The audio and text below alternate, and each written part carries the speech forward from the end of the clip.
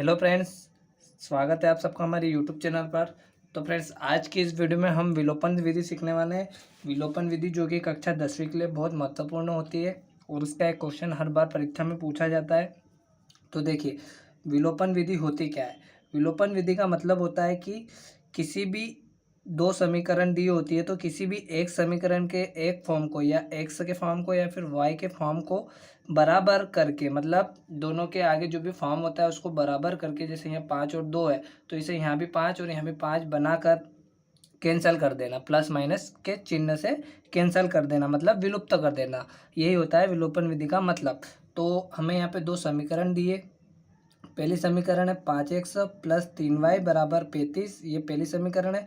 और दूसरी समीकरण है 2x प्लस 4y बराबर 28, ये दूसरी समीकरण है। तो इसे हमें विलोपन विधि से हल करना है। तो क्या करेंगे, हम एक्स के फॉर्म को बराबर कर लेंगे या फिर वाई के फॉर्म को बराबर कर लेंगे। तो क्या हो जाएगा, ये दोनों में से कोई भी एक फॉर्म विलुप्त हो जाएगा। देखिए, आइए सीखते हैं।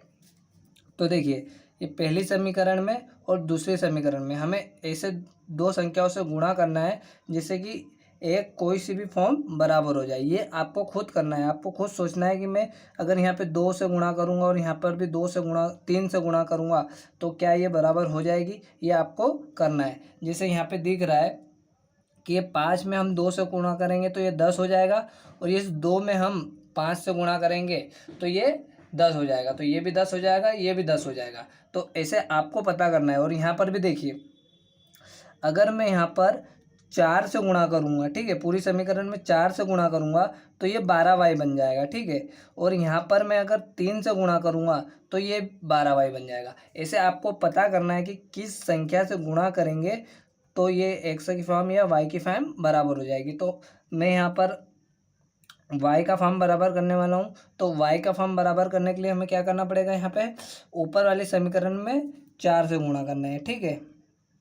ध्यान से समझना दोस्तों, ऊपर वाली समीकरण में, पूरी समीकरण में 4 से गुणा करना है, ठीक है। और नीचे वाली समीकरण में 3 से गुणा करना है, ठीक है। पूरी समीकरण में 3 से गुणा करना है, नीचे वाली समीकरण 2 में।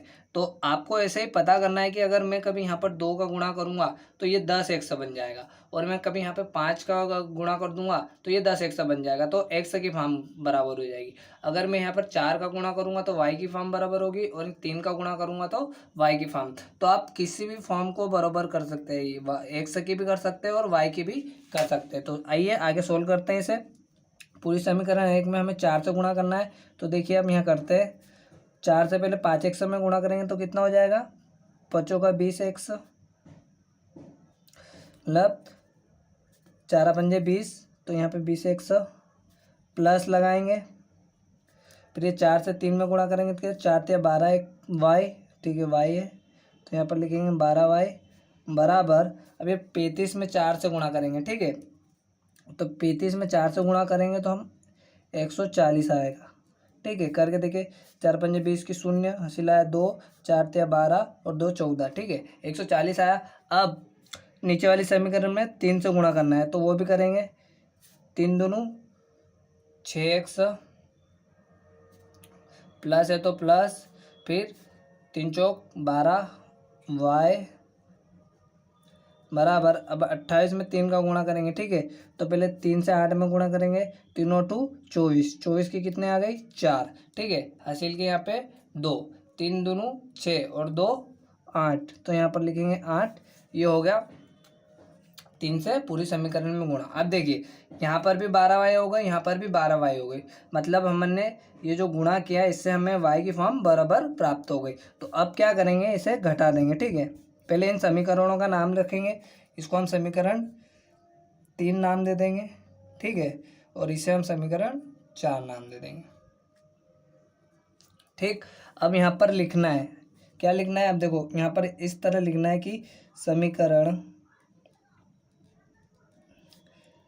3 व 4 को घटाने पर, ठीक है, इस तरह लिख देंगे, समीकरण 3 व 4 को घटाने पर। अब यहाँ पर समीकरण 3 और 4 लिख लेंगे तो क्या है, पहली समीकरण तीसरी 20x प्लस 12y बराबर 140। ठीक है, दूसरी चौथी समीकरण क्या है, 6x प्लस 12y बराबर 84।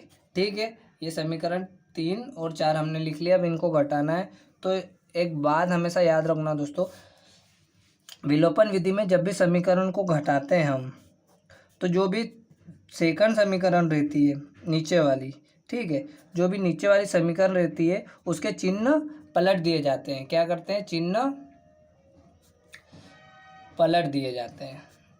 पलट दिए जाते हैं मतलब प्लस है तो माइनस, प्लस है तो माइनस और माइनस हो तो प्लस। ठीक है, तो ये 6 के आगे कुछ नहीं है, मतलब प्लस का चिन्ह है। ये भी प्लस का है, ये भी प्लस का है, तो ये प्लस का है तो यहाँ पर कर देंगे माइनस का। ठीक है, और ये प्लस का है तो इसे भी कर देंगे माइनस का, और ये 84 भी प्लस का है तो इसे भी कर देंगे माइनस का। अब इसे घटा देंगे तो प्लस के 20 एक समय से माइनस के 6 एक से जाएंगे तो कितना बचेगा, यहाँ पर लिखेंगे 20 एक समय से 6 एक से जाएगा तो कितना बचेगा, 14x। ठीक है, अब देखिए ये कैंसिल हो जाएगा, माइनस का है और ये प्लस का है तो दोनों कैंसिल हो जाएगा। इसे विलोपन विधि और विलुप्त करना कहते हैं। देखिए हमने इसलिए बराबर किए, देखो ये प्लस माइनस से कैंसिल हो गया, मतलब ये फॉर्म पूरा विलुप्त हो गया। अब x बचा है, मतलब x का फॉर्म बचा है। अब क्या करेंगे यहाँ पर बराबर, अब 140 में से 84 को घटा देंगे तो 10 में से 4 गए, कितने आए 6, और 13 में से 8 गए 5। ठीक है, 56 हो गए। अब क्या करना है, इस 14x को ये बटे में लाना है। ठीक है, x वही यहीं रहने देंगे 56, और ये जो 14 है यहाँ बटे में आ जाएगा क्योंकि वहाँ गुणा में है। अब भाग दे देंगे, 14 चौक 56, क्योंकि 14 के फाड़े में 56 4 बार आता है। ठीक है, तो 14 चौक 56 मतलब 4 से कट गया, 14 से कट गया 4 बार, तो x बराबर हमें क्या मिला, x बराबर 4। आई होप गाइस आपको समझ में आया होगा।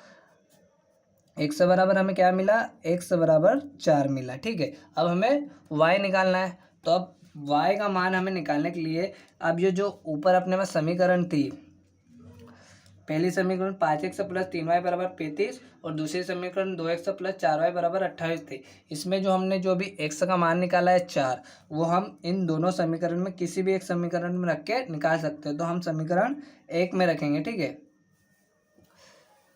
इस समीकरण 1 में रखेंगे तो यहाँ पर रखेंगे, यहाँ पे लिख देंगे इस x के मान को, इस x के मान को समीकरण 1 में रखने पर, 1 में रखने पर, ठीक है, समीकरण 1 क्या है, 5x प्लस 3y बराबर 35। ठीक है, ये हमारी समीकरण 1 थी। अब हमें x का मान को इसमें रखना है, तो x का मान हमने क्या निकाला 4, तो ये 5 को ऐसे कैसे रख देंगे, यहाँ पे x की जगह 4 लिख देंगे, प्लस 3y बराबर 35। ठीक है, 5 और 4 का गुणा कर देंगे, कितना हो जाएगा 20, प्लस 3y बराबर 35। ठीक है, ये प्लस का 20x है, इधर बराबर के इधर आकर माइनस का 20 हो जाएगा, तो यहाँ पर लिखेंगे 3y बराबर, यहाँ पर 35 पहले से है, 20 इधर आ जाएगा तो माइनस का हो जाएगा। ठीक है, तो 3y बराबर, ये 35 में से 20 को घटा देंगे, कितना हो जाएगा 15। ठीक है, क्या किया, ये 20 इधर आकर माइनस का हो गया, तो ये माइनस प्लस के 35 में से माइनस का 20 घट गया तो कितना बचे 15। ठीक है, अब ये 3 से 15 गया कितनी बार 5, तो y बराबर कितना आ जाएगा, y बराबर आ जाएगा 5। और यही हमारा आंसर है। x का मान भी हमें मिल गया और y का मान भी मिल गया। x का मान कितना मिला 4 और y का मान मिला हमें 5। दोस्तों इसे ही विलोपन विधि कहा जाता है। वीडियो समझ में आया होगा तो वीडियो को लाइक करें, शेयर करें और चैनल पर नया हो तो चैनल को सब्सक्राइब करना ना भूलें। मिलते हैं नेक्स्ट वीडियो में। Thank you.